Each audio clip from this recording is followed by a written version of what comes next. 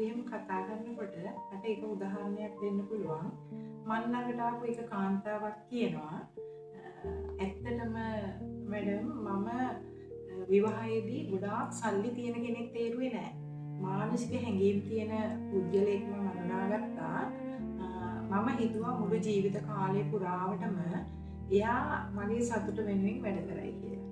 ඒත් දැන් මම ආපස්සට හැරිලා බලනකොට මට ඒ සතුට එයාගෙන් කොහෙත්ම ලැබෙන්නේ නැහැ. මෙතෙන්දී එයා බලාපොරොත්තු වෙන්නේ මේ සෙක්ස් ලෙවල් එක නෙමෙයි. එයා බලාපොරොත්තු වෙන්නේ එදිනෙදා ගැහැණියෙකුට ලැබිය යුතු සතුට.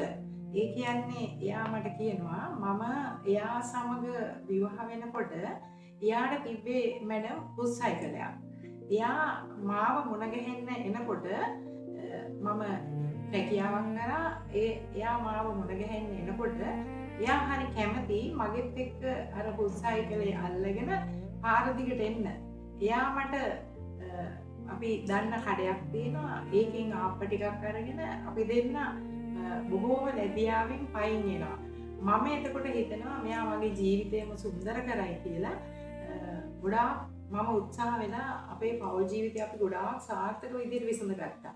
යාන වාහන ගත්තා, ව්‍යාපාර ඇති කරා. ඒ මම ඉදිරිපත් වෙලා කරපු දේවල්. ඒත් අද මම ඒ ව්‍යාපාර තුල මම ඒ මානසික පීඩනෙත් එක්ක මම හිර වෙලා ඉන්නවා. එතකොට මගේ ප්‍රතිපත්ති හොඳ නිසා මම මගේ සතුට හොයාගෙන යන්නේ නැහැ මැඩම්. ඒ වුණත් අපිට කොච්චර දේවල් තිබුණත් අද එදා ඒ ලැබපු සතුට මට ලබන්න විදිහක් නැහැ.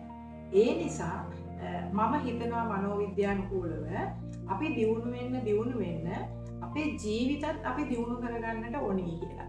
සමහර පිරිමි පහත්ම තත්ත්වයේ ඉන්නකොට එයා හරි අසරණයි, එයාගේ ක්‍රියාවන් හොඳයි, ඔක්කොම හොඳයි.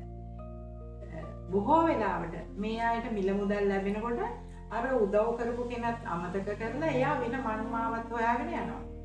මේකෙදි සපෝට් එකක් දුන්න අර බිරිඳ අසරණ වෙනවා. එයා මානසික වෛද්‍යවරුන්ගෙන් පවා බෙහෙත් අරගෙන තියෙන බව මම පසු කාලීනව දැනගත්තා. ඒ නිසා මම හිතනවා මනෝවිද්‍යානුකූලව පළවෙනියට ආදරය කරලා ඒ ආදරය තුලින් ගොඩ නැගුණු සෑම පිරිමියෙක්ම තමන්ගේ බිරිඳට ආදරය වෙන්න ඕනේ.